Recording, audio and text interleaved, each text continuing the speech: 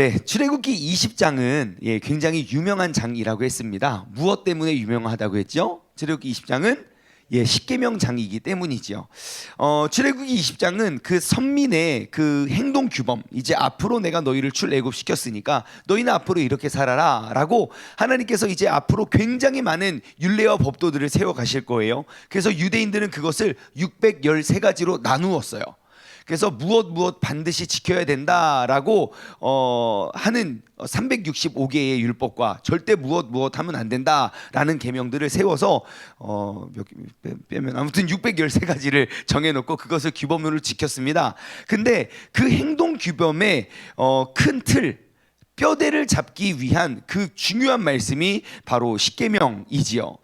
그리고 이제 21장부터 23장까지 21, 22, 23장까지는 이스라엘 백성들이요 그 사회 공동체 속에서 생활할 수 있는 그런 생활 규범을 세우는 내용들, 다시 말해 그 십계명이라는 큰 뼈대와 절대 변하지 않는 그 하나님의 이제 그 규범을 세워놓고, 그리고 그 안에 이제 잔 가지들 우리가 꼭 지켜야 할, 우리가 사회생활을 하면서 우리가 꼭 지키고 우리가 해야 할 그러한 법들을, 행동 원칙들을 지금 세워가고 있습니다. 그래서 이 출애굽기 21장부터 23장을 소위 시민법이라고 합니다. 시민법. 자, 그래서 우리가 한번 오늘 본문 말씀을 통해서 하나님께서 어디에 관심이 있고 그리고 어떻게 말씀하시는지 우리가 그 하나님의 성품을 우리가 더욱더 알아가고 그분의 모습을 더욱더 닮아가는 시간이 되길 소망합니다. 자, 그러면 지금 이게 여러분 큐티책 보시면 혹은 성경책 보시면 이제 작은 제목이 있습니다. 말씀이 작은 제목, 우리 큐티책 기준으로 뭐라고 합니까? 백성 앞에 세울 법규. 자, 이제 백성들이 사회생활하면서 우리가 그것들을 지키고 우리가 따라야 할 그 법규들이 무엇인지를 이야기하고 있어요. 오늘은 두 가지의 법규에 대해서 이야기해요. 첫 번째 뭐죠? 남종에 대한 법규. 두 번째는요, 여종에 대한 법규. 이제 남종과 여종들을 우리가 어떻게 대하고 어떻게 해야 하는지 그 질서를, 그 시민법을 세우는 게 오늘 본문의 내용입니다. 그리고 내일도 보시면 뭐 사형에 대한 법규, 다툼에 대한 법규, 폭력에 대한 법규, 모레도 보시면 뭐 이웃 간의 갈등에 대한 법규, 뭐 이렇게 뭐 소중한 것보다 더 중요한 것 하면서 쭉 이제 23장까지 법규에 대한 쭉 그런 질서를 세우는 모습을 볼 수 있는데요. 우리가 먼저 이제 그 모든 법규를 나누기 전에 먼저 우리가 생각해 봐야 될 건, 여러분 시민법은 누가 누구를 위해서 만드는 겁니까? 누가 누구를 위해 만드는 거죠? 그 법은 누가 만듭니까? 네? 이 당시에 법은 누구가 만들까요? 왕이 만들겠죠. 군주, 통치자들이 만들겠죠. 누구를 위해서 만들까요? 예? 그렇죠. 왕을 위해서도 만들고 또한 우리 모든 백성의 질서를 위해서 만들겠죠. 그렇죠? 자, 그러면 그러한 맥락으로 오늘 본문 말씀을 보십시오. 지금 이 법규를 누가 세우고 있습니까? 하나님이에요. 그럼 이 백성은 누구의 백성입니까? 하나님의 백성인 거예요. 이것은 어떠한 나라와 어떠한 나라의 법의 질서를 세우는 것인데, 하나님의 나라, 하나님께서 친히 정말 이 나라, 이 법규를 따라야 하는 백성들이 누구의 백성이고 그들의 통치자는 누구인지를 우리는 금방 알 수 있습니다. 여러분, 이 백성, 이 법규를 따르는 사람들의 주인은 누구입니까? 하나님입니다. 하나님의 왕 되시고 하나님께서 주인 되시는 거예요. 그래서 여러분, 우리가 이 말씀들을, 이 법규들을 지킨다면 우리는 하나님의 자녀가 되는 거예요.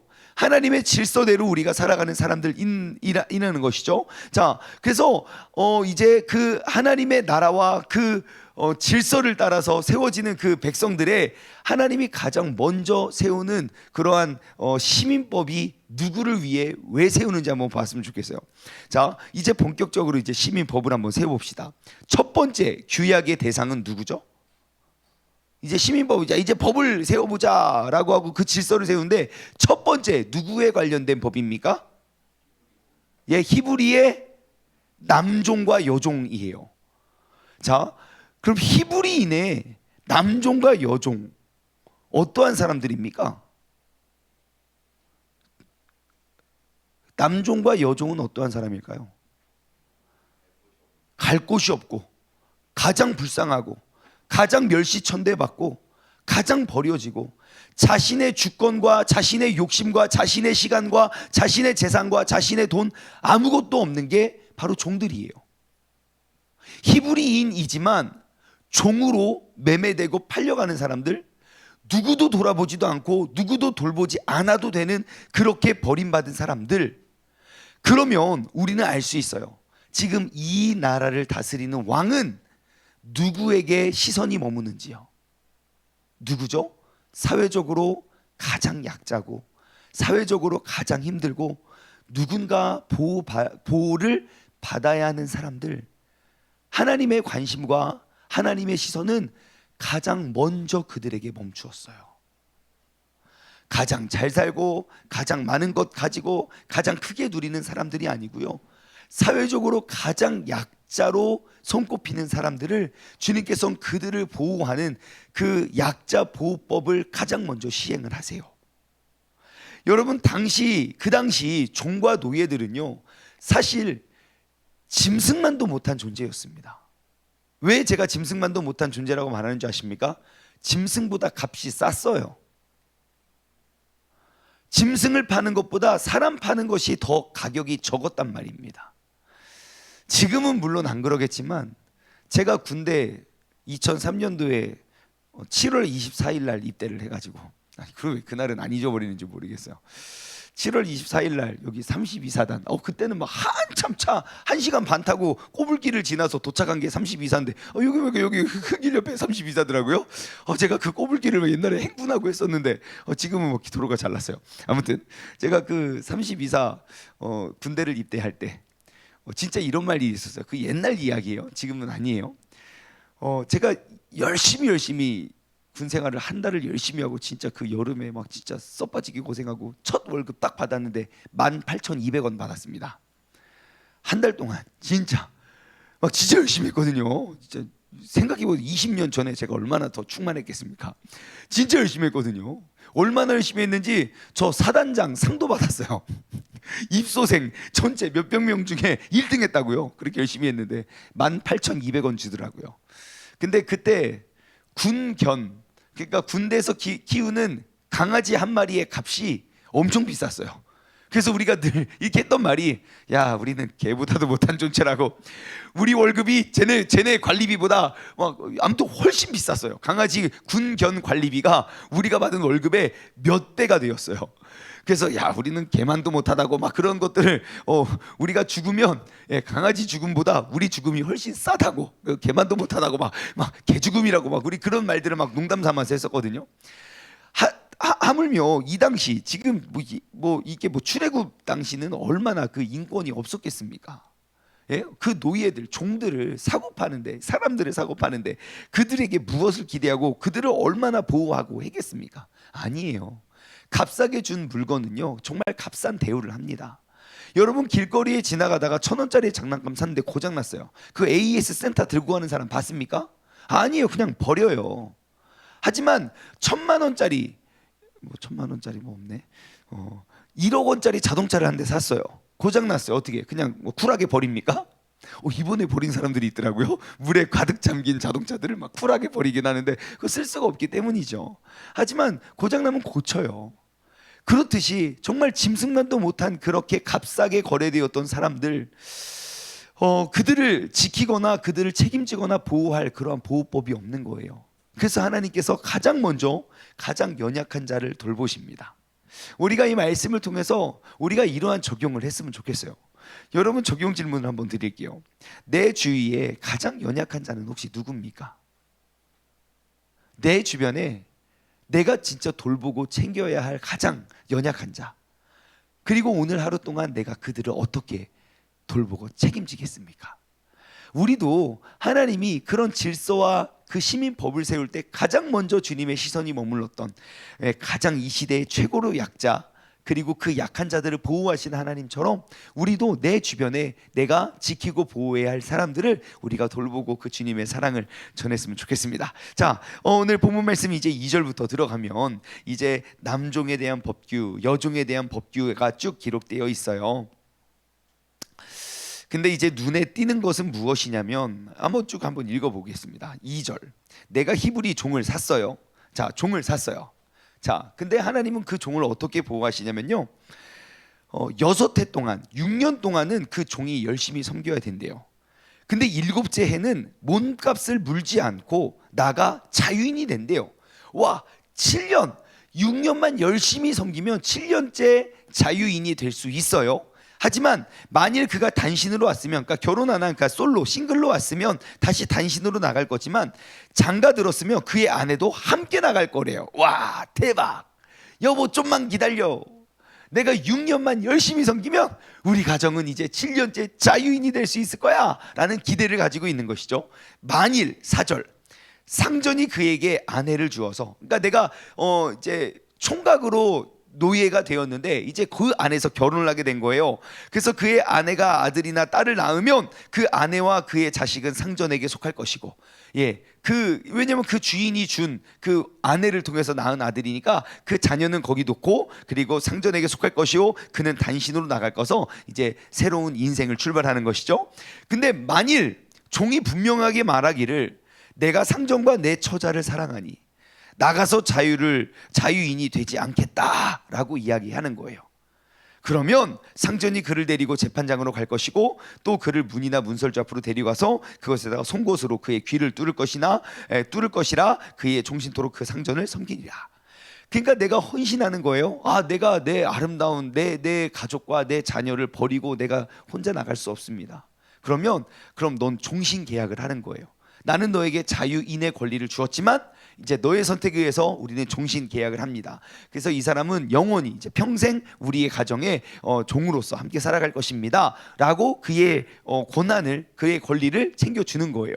제가 이 본문 말씀을 묵상하다가 두 가지를 이제 크게 깨달았는데, 첫 번째는 무엇이냐면 사랑이 무엇인지를 알았어요. 사랑. 5절 말씀 다시 볼까요? 만일 종이 분명히 말하기를, 그 종에게 그 권한이 있는 거예요. 왜요? 그는 6년이 지나고 7년째 자유인의 권한을 얻을 수 있기 때문이에요. 그 선택권, 원래 종에게는 선택권이 없습니다.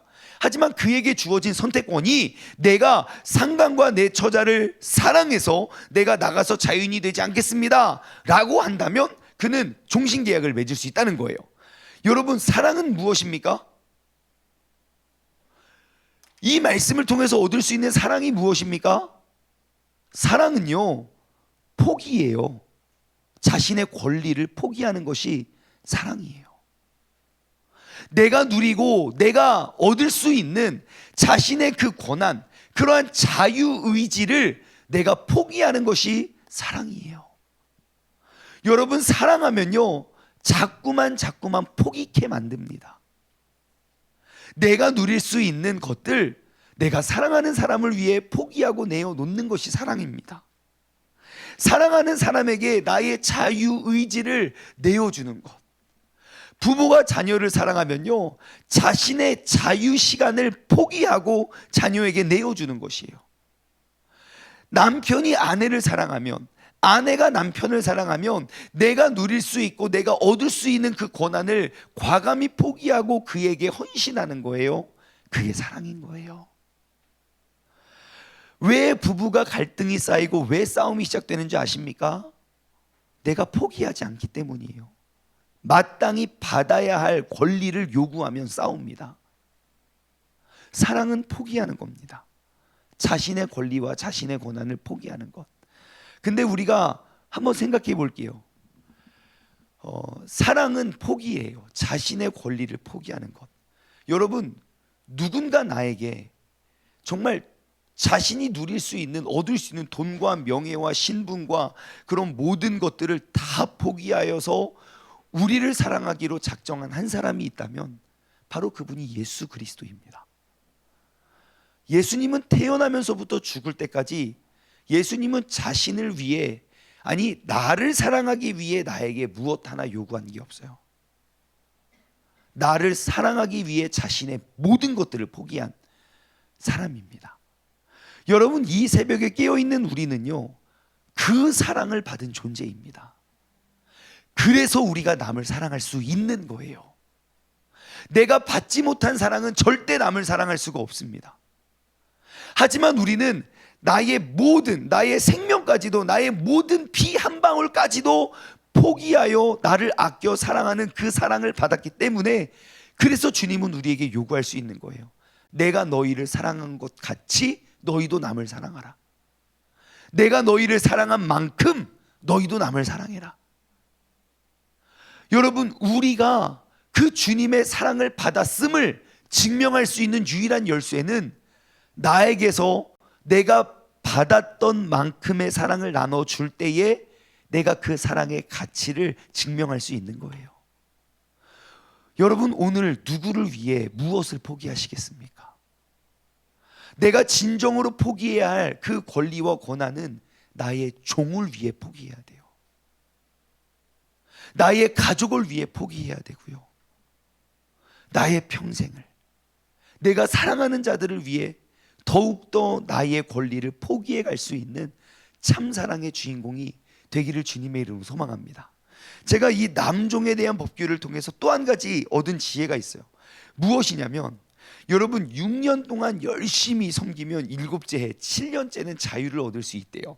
자, 그러면 여러분 이 삶이 굉장히 고되고 이 6년이 굉장히 고되고 힘들까요? 아니면 아주 쉬운 일일까요? 어려운 일일까요?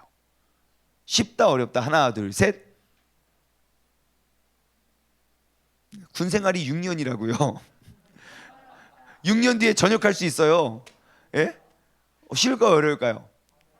예, 저는 굉장히 쉬울 것 같습니다. 두 가지 근거를 대드릴게요. 첫 번째, 야곱이요 77살 먹고 집을 나가가지고 여자에게 홀딱 반해요. 그리고 몇 년을 헌신하죠?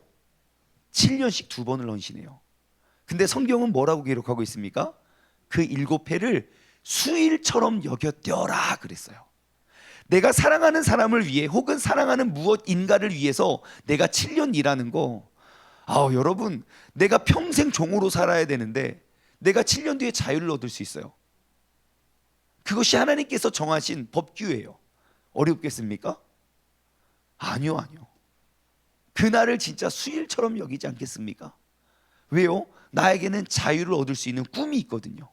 하나님께서 세워주신 그런 질서와 법이 있거든요. 그렇다면 우리가 그 저녁의 날짜가 보이면 앞날은 밝아요. 예? 저 군대 가면 맨날 그랬어요.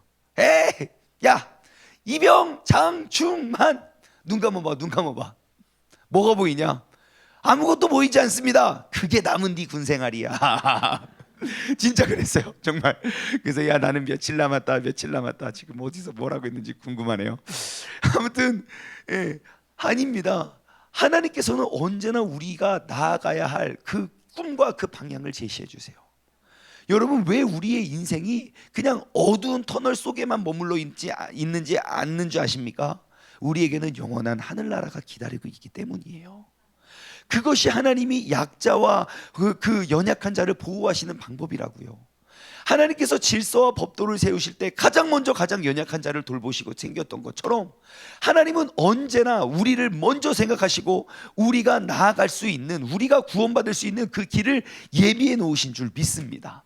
그렇기 때문에 여러분, 이 세상의 힘듦과 고통과 연단과 환난과 역경과 그 모든 것들, 여러분 장차 임하게 될 그 구원을 바라보며 우리가 기쁨으로 감수할 수 있는 우리 모두가 되기를 주님의 이름으로 간절히 소망합니다. 자, 여종에 대한 법규, 짧게 말해 여자는 자유를 얻을 수가 없어요. 어떡합니까? 여자는 어떡합니까? 평생 거기에 있고, 만약에 종을 주어서 결혼을 했으면 딸처럼 여기래요. 예. 그럼 여자는, 그럼 난 여자인데 난 자유를 얻을 수 없는 것입니까? 예, 자유를 얻을 수 없어요, 법규에 의하면. 하지만 이유가 있어요. 자유를 얻을 수는 없지만 평생 죽을 때까지 그 여자를 보호하고 책임져야 될 의무가 남자에게 주어져요. 하나님이 천지를 창조하실 때 남자와 여자를 창조하신 게 아니라 남자와 그의 아내를 창조하셨음을 기억하십시오. 남자와 화성에서 있는 남자와 금성에서 사는 여자를 데려다가 결혼시킨 게 아니라 남자를 만드시고 그 남자를 돕는 배필 아내를 만드신 거예요. 그래서 남자는 평생 그 아내를 책임지고 보호해야 할 의무를 주어지고 있는 거예요. 여자를 그냥 내보내서 네 알아서 살아. 여러분, 당시 여자가 집에서 그냥 자유를 얻잖아요. 뭐가 되는지 아십니까? 아무것도 되지 않아요. 사람을 계수할 때 계수하지도 않는다고요. 어디 뭐 사람 뭐 인권 없어요. 게다가 아기까지 있는 엄마라면 그 과부는 더 세상에서 가장 불쌍한 사람이에요. 신약 시대에 이르러까지. 그런데 그 여자에게 자유를 달라고요? 여러분, 지옥입니다. 여자에게 자유를 주어서는 안 돼요. 당시의 문화에는. 그래서 끝까지 보호하고 책임져야 돼요. 하나님은 그것까지 배려해 주셨어요. 여자도 6년 동안 그 주인을 섬기면 7째의 자유를 얻을 것이다. 그럼 여자들은 아마 발벗고 나설 거예요. 나를 버리지 말아주세요. 난 나가서 과부로 살아갈 수가 없어요. 아무것도, 누구도. 그 버림받은 여인을, 그 노예로 6년 동안 있었던 여인을 누가 막 상전처럼 모시겠습니까? 그러니 하나님께서는 그 여자를 딸같이 대우할 거래요. 9절 말씀 볼까요? 만일 그를 자기 아들에게 주기로 하였으면 그를 딸같이 대우할 것이고, 그리고 상전이 다른 여자에게 장가 들었을지라도 그 여자의 음식과 의복과 동침하는 것을 끊이지 말고 그 여자로서, 아내로서의 역할을 다 감당할 수 있도록 여러분들은 책임져 주라고. 여러분, 우리는 그 사람들을 그렇게 책임져야 할 권리가 우리 남자들에게 있다는 사실을 여러분 기억하시기 바랍니다. 오늘 우리 여기 남성분들, 여기 계시는 남성분들, 또 유튜브를 통해서 함께 계시는 남성분들, 오늘 그 사랑하는 아내를 꼭 한번 껴안아 주십시오. 예, 그리고 이렇게 이야기하세요. 넌 내 거야. 연습 한번 해볼까요? 시작. 넌 내 거. 남자들이 해야 된다고요. 그렇게 보호받고 싶은 여자들, 맞아요. 그게 여자의 마음이에요. 그러니까 꼭 안아주시고, 무슨 일이 있어도, 어떠한 일이 있어도 내가 끝까지 책임지고 끌어안을 수 있는 그러한 보호를 우리가 해주었으면 좋겠어요. 말씀을 맺겠습니다. 하나님의 시선과 관심은 가장 약하고 연약한 자에게 있습니다. 하나님께서는 그 시민법을 세울 때 가장 먼저 가장 작고 연약한 자들을 위해 세워주고 그들을 보호하고 그들을 책임질 그러한 질서와 법도를 세우는데, 남자를 위해서 이야기합니다.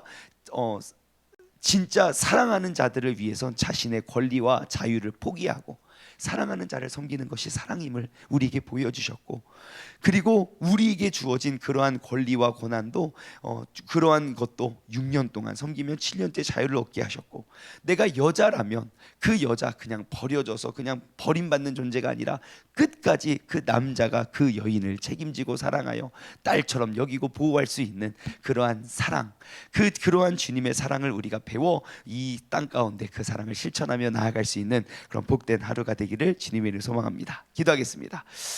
하나님 아버지, 감사합니다. 주님께서 사랑하시는 사람, 또 주님께서 보호하시는 사람, 아버지 하나님, 우리가 그 사랑을 가지고 그 사랑을 받은 만큼 우리가 그 사랑을 나눠줄 수 있는 우리 모두가 되게 하여 주옵소서. 오늘 하루를 살아가면서 내가 내 주위에 가장 연약한 자는 누구이고 내가 누구를 돌보고 누구를 책임져야 하는지, 그 연약한 자에게 하나님의 그 보호하심의 은혜가 나를 통하여 그들에게 임하게 하여 주옵소서. 감사드리며 이 모든 말씀 살아계신 예수 그리스도의 이름으로 기도드리옵나이다.